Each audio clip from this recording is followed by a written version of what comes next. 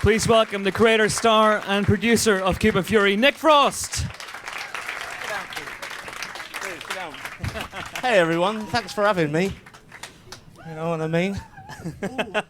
Please don't break. That'd be awful. I'd kill myself. I would kill myself. Well, what a start that would be, yeah. If you killed yourself, that'd be awful. Yeah. Don't do that, please. Maybe more people are going to see the film. True.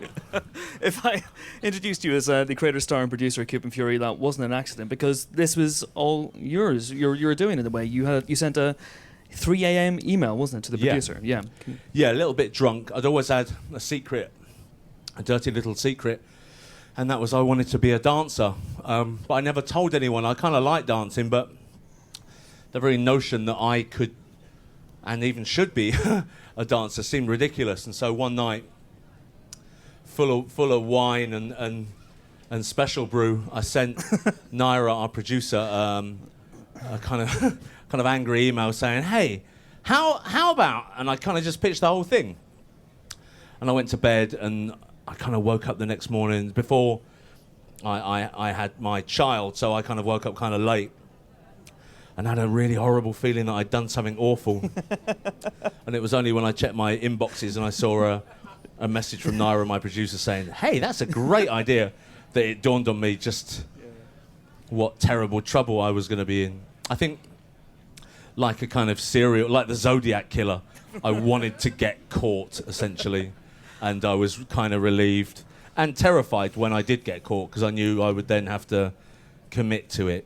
Well, what did you think was going to happen? What was the worst that could have happened from that email? What actually happened? What actually happened was the worst that could have happened. So 7 months of dance training. Yeah. 15 months later, you guys were on set for the first time. Yeah. I think in my worst it could happen scenario, I get shot in the shoulder. So I was one under that. So I was all right. There's, someone comes in to rob Pineapple. I foil the robbery and take a 38 through the shoulder. That was the worst case. So this is probably like one better. So a little bit of blood loss, you'd be fine. Yeah. You'd be okay. Not the emotional bleed out that I suffered on the dance floor every day. By the way, did you make any sort of inappropriate purchases as well when you were sending this email at 3 a.m? Did you wake up the next morning and go, "Oh, did I just buy that? What am I doing?" No, that's a fairly recent thing. I've only just got those things that you can just buy things with the click of a button. So my wife keeps coming up to me and saying things like, "Did you just buy a first edition Day of the Triffids?" "Oh, did I? Yeah, I guess I must have." So I've kind of been barred from buying things. Okay. So why salsa? I think I worked at a Mexican restaurant when I was a younger man, and the management would send hundreds and hundreds of hours of salsa music for us just to play on a constant loop while we served really angry businessmen, just kind of mediocre hamburgers. And I think I was afraid of it, and I was kind of terrified and sick of hearing it. And it just felt like the thing that I wanted to conquer most was my hatred of that. And you'd never danced salsa before? You'd never... No, not at all. I mean, my dance history was, I think, headbanging, because I was a heavy metal kid. Then I loved the Happy Mondays, so it was a lot of bezzing going on. And then the Stone Roses, which was simple because it was just this. Perfect dance. And then I was a raver for years and years. Yeah. And again, it's just a one or a two fist pump combo. So it was easy, doing that kind of dancing. But having to do this, I think the training was pretty hard anyway. But having to, this is going to sound weird because it sounds like something you just set after straight away, but having to hold another woman was really weird for me. I can feel myself becoming slightly Hugh Granted now, thinking of that. I put my hand here and just, oh, good Lord, I'm so sorry. And Susanna, who's in the film, who was my teacher, she'd just kind of throw herself into me. "No, like this, and it's like, oh God, I can feel them. So it took a while, It took a while before you realise that that's not what salsa music is about. It is about that, but it's also about just finding someone who you are matched with, and dancing with them, and enjoying that for what that is. Not what it could potentially lead to. Yeah, absolutely. So the first day you turn up at Pineapple Dance Studios, Were you aware what you were going to get yourself into? Had you been looking on YouTube at videos and going, "Oh my God, I don't know if I can do this"? Yeah, I mean a little bit, but I never. It was just terrible, you know. I think because there's so many different dances going on there, and there's so many different people and people trying out, and just hope. There's so much hope in that building that I could be picked, you know. It could be me. And we trained in this tiny little glass box full of mirrors down in the basement. Right. And I think you have to walk down these stairs, and they store people on the stairs waiting to go into. So me walking down these tiny stairs while there are kind of 50 ballerinas all just looking at me as if to say, "Why are you here? Why you don't belong here? Right. What are you doing? Are you cleaning the toilets?" Yeah. It was I just felt. I felt like, what have you done? What have you done? Because also it's that thing now that wheels are in motion and there is money, there is a budget. So you can't pull out. You can't. I'm the producer. I can't now say, can we not do it? Can it be about a man eating a big wedding cake? I'll do 7 months training for that. I probably wouldn't need 7 months. But yeah, the training. Let me just say, the training period for Cuban Fury for me was 6 hours a day, 5 days a week for 7 months. That's all I did was dance all the time, and it got to a point where it was like I worked at Pineapple. Morning, Alan. You know, so you work in the toilets, yeah. Yeah, yeah. It was kind of, you know, I mean, it took about 3 or 4 months before there was a click and it felt like I belonged and I could dance. And then it never really got easier because the better and better you got, the more and more they put on you, you know. What about things like muscle strains or blisters? Did anything you suffer from any of those? No, not at all. The worst thing was, and it probably took 9 or 10 months after we finished shooting, but my feet went numb, essentially. The last, 3 toes on my left and 3 toes on my right. Oh, lovely. So every morning I'd spend... But you do that thing where you just come and sit down, but with your legs out, and you'd kind of have a stretch, and then you'd tape your feet up and squeeze into these tiny pumps, and it felt like I belonged at one point, you know. Fantastic. But it took age. Apparently dancers, if you dance long enough, you don't feel your feet anymore, which is kind of weird. We got a clip coming up now which showcases there's 2 different levels, I guess, you're dancing in this movie, because your character Bruce, I don't know if you want to explain who Bruce is first of all before we get into this. Oh well, Bruce, I play Bruce, and he's we start the film with Bruce, and he's a 14-year-old dance master, and it's the eve of the national finals, and he and his sister Sam, who's played by Olivia Colman, they really are quite amazing. And then on the eve of the big national finals, something terrible happens, and Bruce decides to turn his back on the world of salsa forever. And then we jump forward 25 years, and that young man with fire in his heels has now become overweight, sad sack Bruce Garrett, 41.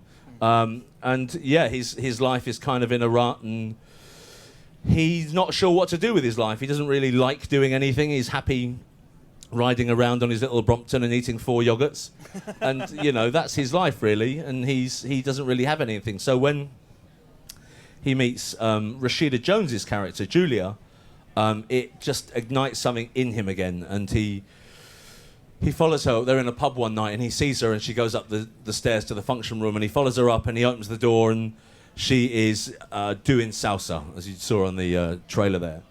And it blows him away, and he decides that he's going to get up off his arse and to do it again, to find salsa and to start to dance, to impress this girl. And so to do so, he goes back to his former mentor. Yeah, Ian McShane. And playing himself, weirdly. And here, in a strange way, he gets his bottom handed to him. So let's have a quick look at this clip, and then we'll talk about it later on. Thank you. Thank you very much. Cheers. Oh, wow. Whenever I watch that, I'm reminded of the Slumber Down Duck and Hippo.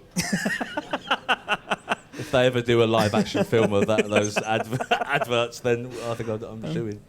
Who was that lady? That was Janet Fuentes, who's amazing. Yeah. She works with Shakira, and I think she's bum doubled for Shakira. And her hips, they don't lie either. You've seen them. But she did. We trained a lot together, and she did this movement. She could do this movement where she moved her bum on on like 6 different planes. I don't even know if there are 6 planes, and it was a move that I coined. We called it the tsunami because you couldn't get out of the way of it, and B, it was so compelling that you just knew it was going to hit you, and there was nothing you could do to stop it. She was amazing, you know. She, I mean, to a woman, to a man, everyone who I danced with had nothing but support for me, and it was an amazing thing that would be the case. I never once in that 7-month period felt that perhaps, and they would kind of be forgiven for this, that they would perhaps laugh a little bit about me or laugh that I can't do it like they can. Yeah. But I didn't. I mean, if they did, they were really good at doing it on their own when I wasn't in the room. Yeah, and without giving too much away, at one point, you know, for a man who has said in the past you had a fear of dancing, you had a dance in front of, was it 500? 500 dancers, people. Yeah. Yeah, the finale was at Coco in Camden Palace, and it was a dance-off in front of 500 of the country's, if not Europe's, best salsa dancers, and it was, for someone who has a fear of dancing in front of people, it was terrifying, really. It was. I think I was so happy that I had Rashida Jones there and Olivia Colman, because essentially we could just look at one another and phase everyone else out and just work through what we were going to do. Because all the dancing is me. So that big live 3-minute show dance at the end was me doing a live 3-minute show dance. But it kind of took 2 or 3 days to shoot. So it was terrifying. And the salsa community who came out every day, and you know, they were there for 7 days, I think, while we shot this. They were so energetic and giving, and the cheering never lagged, and it was just such a positive thing to be able to do that with those people there to support you. It could have been so different if, you know, because any kind of live performance, you feed off what the audience gives, essentially, if you're performing. Hint, hint. So more. So yeah, I mean, it was. I thank you. Yeah, it was. It was pretty amazing. But when I was talking about different levels in your dancing now, what I meant was, obviously you did 7 months of training. By the end, Bruce is back to his brilliant best. Yeah. In that scene, you have to dance poorly. Badly, yeah. Deliberately. Yeah. How difficult was that? It was difficult because by that point we should have shot that first thing. We should have done like a pre-shoot and shot that a month into training. You know, because a few times during rehearsal, me and Yannick danced that, and it looked fantastic. And everyone said, "No, you can't do it like that." Yeah. It was like Les Dawson playing the piano badly. Yeah, you have to be able to play well before you can play badly. As Yoda said, you must unlearn what you have learned. Thanks, Chris. Yes. Did you? Oh, for the Vodafone advert. Yeah. Good old Yoda. Have I unlearned it? Yeah. I've unlearned some of the steps, but as I've said a couple of times, I think that the fire deep within me burns strong, and I don't think that's ever going to go out. I mean, obviously it will eventually, but not for a while. It's another depressing segue. Let's have another lovely clip, shall we? Brilliant. Yeah, this one features Chris O'Dowd. Can you explain who Chris O'Dowd plays in this one? Chris O'Dowd is like my enemy in this, which is really difficult because he's a really good friend. And if you look at me and Chris, if you go and see the film, I'm not sure how far this clip's going to go. I can never look at Chris in the eye, and you might argue that it's because he's a bully and he's kind of subjugated Bruce, and Bruce doesn't want to look him in the eye. But it's because I couldn't look Chris in the eye because he's so inventive in terms of his comedy that it's not fair when you work with Chris because he does something different every time. So just when you think, okay, I know what he's going to say, I'm good. He'll say something completely different, and then it's bad again, Right. But yeah, he's Drew. He's bad to the bone. But like most bullies, like most, he's hurting. Let's have a look at a clip. Indeed. Did Chris improvise the chest bite? No. It was all. It looked like it was raw and passionate. In the moment. He really. Yeah, I mean, it was there. He thought, yeah, let's have a nibble. That's the kind of actor he is. Do you still bear the scars to this day? Oh, yeah. I thought you might. Romantically scars as well?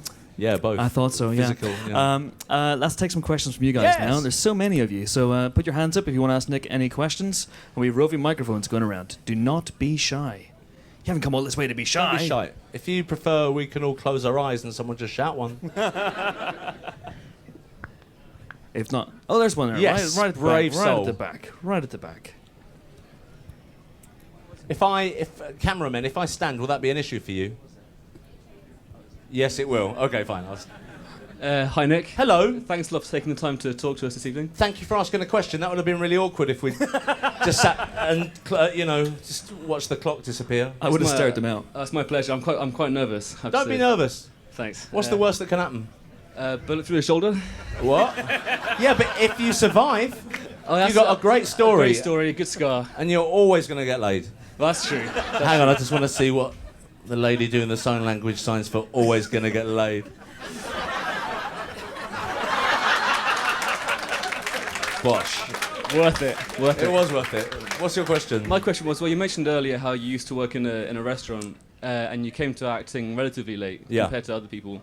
I was wondering, what do you think you'd be doing now if you never got into acting? I think I would probably be an area manager for city centre restaurants, and I'd probably have 6 Chiquitos under my umbrella. It's not bad. In Southampton and the southeast. I don't know. I have no idea. I've never really. This is going to sound bad, but I've never really been that bothered in terms of as a youth. I never panicked about what I'd do and what I wouldn't do. I just had a really odd inkling that somehow it would be all right. Now, as a father now myself, if my son was to come to me at one point and say, I don't know what I'm going to do, but you know what? I think it's going to be all right, I'd probably hit the roof. But yeah, I mean, it just happened. It just happened. I met Simon and we made each other laugh for like 2 or 3 years, and then he wrote Spaced, and then it just snowballed from there, really. But I saw an option. I saw an opportunity, and that something in me said, that's it. That's the one, and I took it, and that was Spaced. Indeed. Incidentally, what would an area manager take home? I reckon he'd probably do 41. That's not bad. 41k in a company car. I'm quitting my job immediately. Okay, so any other questions for Nick? Yes, please, right over here. See the floodgates open. Yeah, you've started it now. Well done. Thanks. Hello. Hello. Do you think it's sad that we quote all of the stuff you've been in every day? No, I think it's amazing. I'm really flattered by that. I think it's testament to Edgar and Simon's amazing script writing. Unless it's Paul, you quote, and then that's my script writing as well. But no, I mean, I think it's nice to make films that people remember and enjoy for years and years and years. I think it would be worse if you made films that no one gave a fig about. Just want to see what the sign is for fig. There it is. I don't know if that is fig. What quote do you get most? What's your favourite quote? You've got red on you. You've got red. You got red on you. Actually, no. Think about it later. Have a chat. Grab me on the way out. This lady right at the back with the red hair, you had your hand up.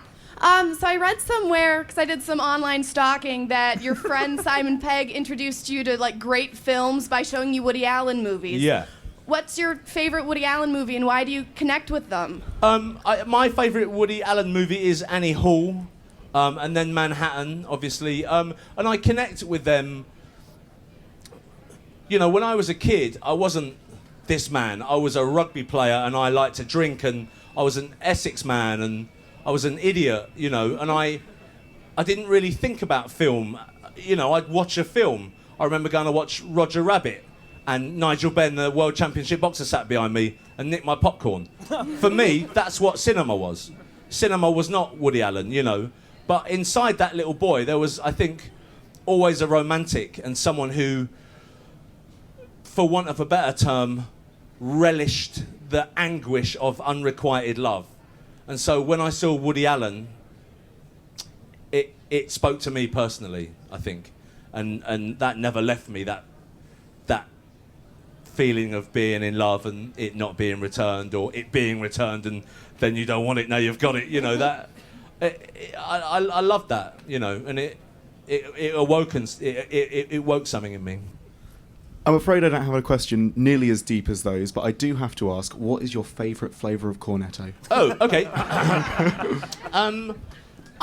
I think strawberry. Yeah? It's nice. I mean, it's so synthetic. There's no fruit. I mean, there's maybe 1% of fruit in that thing. But because of that, I think I like it. I like the cheapness in certain food. I like cola over Coke, etc. So, yeah, that's... Okay, thanks. Yes, please, right over here. Thank you. I was going to say, do you prefer working by yourself, like in Cuban Fury or like Attack the Block, or do you prefer working with Edgar and Simon? I don't mind. Different deal, different gig. You know, it's I love working with Edgar and Simon. They're my best mates. But if you imagine that we're just having a laugh all the time, it's complete. You know, I kind of have more of a laugh on Cuban and Attack the Block, because when we do World's End or, you know, Paul or Hot Fuzz or Shaun of the Dead, we are there to work, and what we want to shoot is so, in terms of scale, so vast that we could probably put another month on the end of our schedule and still struggle to get it in. So if you were to come on set every day and just muck about and put cling film on each other's toilets, etc., as you hear movie stars doing all the time, we'd never ever finish, you know. When we get on set, and let me just say, making a film is amazing and fun anyway, but it's also hard work. So you're up at 5 a.m. and you probably don't get home until 9:30 or 10, 6 days a week for 12 weeks. So, you know, that's what we need to do to be able to make those films. And so, you know, when I make Cuban Fury, or Attack the Block was amazing, because I was there for like 3 weeks, and I was the oldest person on set, and everyone was, you know, it was great. I felt like that was the first time I'd felt like what I thought Bill Nye must feel like all the time. You know, just the older statesman. Hey Nick, you're right. You know, just it was pretty good. But I'm happy either way. You know, I like making films and television, so I don't mind who it's with. Cheers. Thank you. Thank you. There was a yes lady over here, and then let's go right over here as well. Hello. Hello. I'm a film studies graduate, and I studied Shaun of the Dead and Hot Fuzz as part of my dissertation. So I spent 3.5 months watching those films back to front and sideways. You're never going to get that back. No. You'll never get that time back. I know, it's fine, I don't mind. So you could have been on a kibbutz.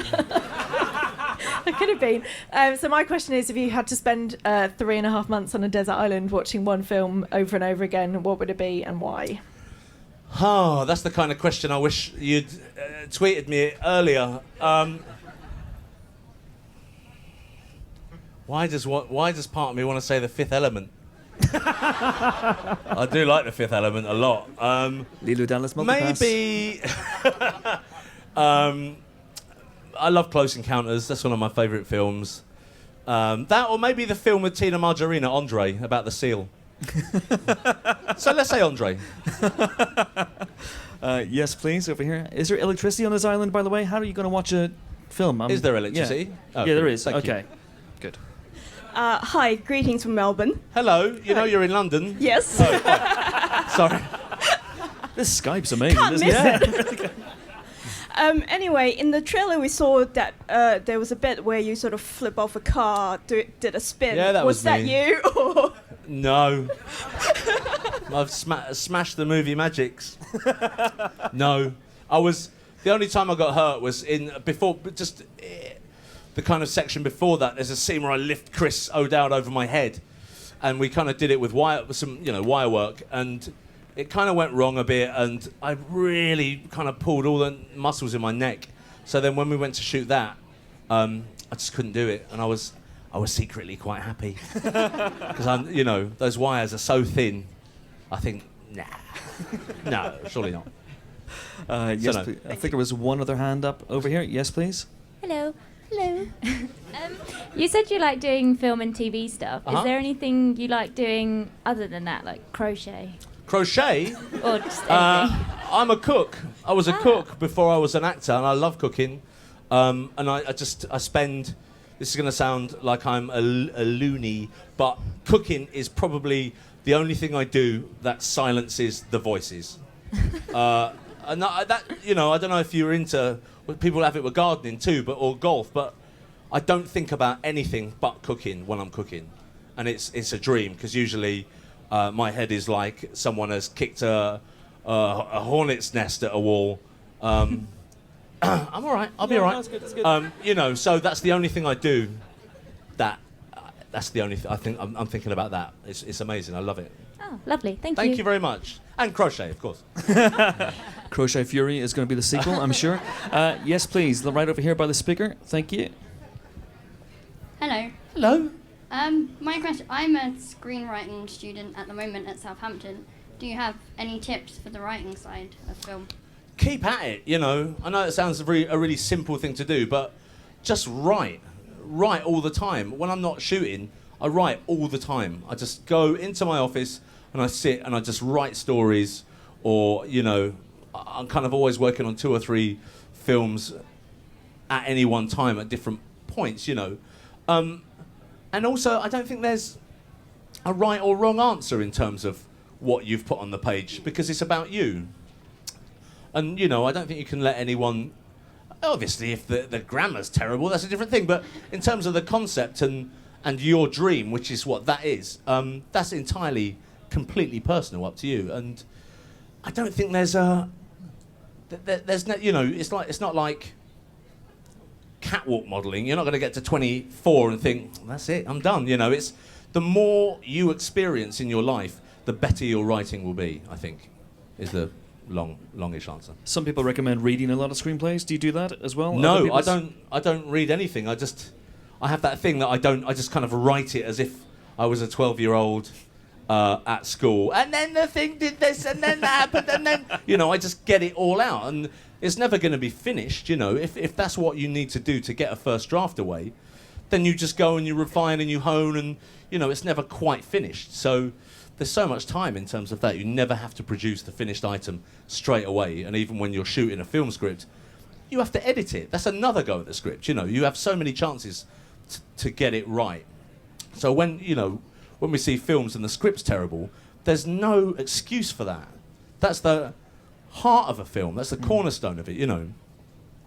We have time for 2 last questions. I believe there's a lady just to your right. Actually, if you can just pass the microphone along. Thank you. Yeah. Hello. Hello.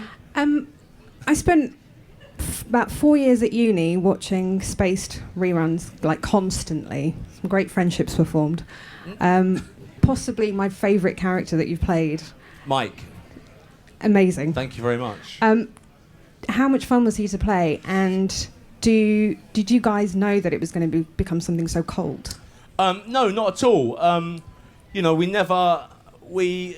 I mean, even The World's End and Shaun of the Dead and Hot Fuzz, we just go forward. We never look back, you know. We just look for the next thing, and we don't dwell on past victories, and we're always looking for the next thing in terms of keeping it fresh and going forward. So we never thought that, you know, you hope that it will be a hit, and then when it is, you're kind of surprised by it, but we don't dwell on that. And I think in terms of Mike, I love playing Mike. That was the first time I'd ever acted, and it was really terrifying. But again, you know, I said to that guy when I was acting in front of these people and the crew were laughing, and, you know, Jess was laughing, it really felt amazing. It felt like I belonged here, you know. And if you have that kind of atmosphere on a set, and you work with people who you admire, and you know, you want to do your best work for those people. And Mike was an amalgam of my mate Flea, he was one of those characters who you get to the age of 40 now and you think, what did I ever see in Flea? You know, he was like he probably weighed like 30 stone, and he was like a massive, generous lump. But, like, he was like 28, but he'd phone his mum at 4 a.m. crying and get her to get up and pick us up at like 4 in the morning. But he'd do it all the time. So he was half Flea and half a guy I knew called John, who was a bartender at Chiquito's, who used to tell these amazing bullshit stories about his time in the TA that none of us ever believed. And then about 2 years ago, I was flicking through the paper, and there was a picture of John with about 50 guns protecting David Cameron. And it turned out that all those stories were in fact the truth. So yeah, he was those two people kind of put together. Have you heard from Flea since? No, I haven't. No? No, I haven't. Okay. I bet his mum's probably still picking him up. And I think we've got time for one last question. I think you had your hand up right here in the middle. Yes, please. I gotta ask you, how much of the dance scenes were you or the stunts? Because I remember you said in an interview that you didn't want to make a movie which they would film your face and someone else would make the dance move with the feet and the hands and everything. And I gotta say, your bodywork is amazing. Not only Cuban Fury, but in The World's End. Because I saw The World's End and you got impressed that you could make all that fight scenes, Thank you. So that's it. I feel really Thank you. Thank you very much. Yeah, I mean, I wanted to make a film where I did all the dancing. That was the point. I think there's like a percent or 2% of the stuff in there that I didn't do.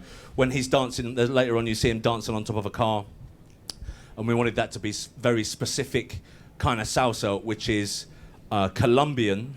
So I'm not sure why the Colombian footwork's so quick. So I just couldn't do it. Try as I might, I couldn't do it. I could do the shapes and the steps, but it was not quick enough. So that's not me. And there's like one bit later on in the dance-off that wasn't me. But the rest of it is all me. And I think the good thing about World's End was I shot this before World's End.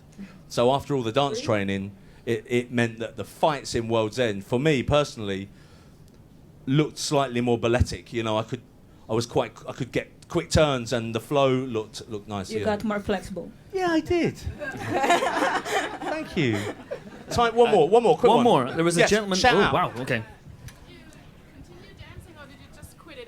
Did I continue dancing or did I just quit it after the film? I continued to dance a little bit, but it's difficult because you go from bit to bit to bit to bit. So, you know, I think I've been probably 3 or 4 times to clubs afterwards, but my wife doesn't dance. So on a Friday night, having to explain to my wife, who's putting our screaming child to bed, hey, I'm going to go out for 6 hours and dance with a 22-year-old girl from Madrid. I'll see you in the morning. It doesn't cut the mustard. So it's just really difficult, you know. But we dance a lot. We dance at home a lot, and my baby loves to dance, and which is weirdly the name of my new album, which is out in September. There is one guy who's had his hand up for about 35 minutes. So we'll take this last question. So you have written and directed so much so far. There's one script that you have done when you were young, when you recently started, and you want to make it a movie now.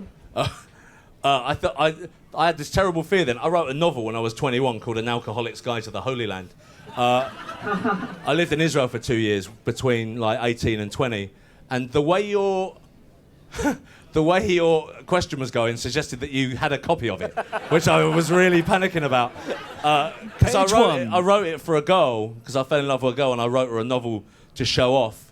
And she has it, and I've never seen her since, so that's out there somewhere. But no, not really. When I was a kid, I never wanted to act, but I always kind of wanted to be a writer. And as a younger man, I was into Solzhenitsyn, and I loved his. You know, I love that whole. This goes back to what I was saying to you about kind of unrequited love, but I like that whole thing of being really cold with an itchy blanket on, eating a really watery soup, writing a horrible story about a girl that broke my heart. You know, that's kind of where I'm from, which it makes a horrible film.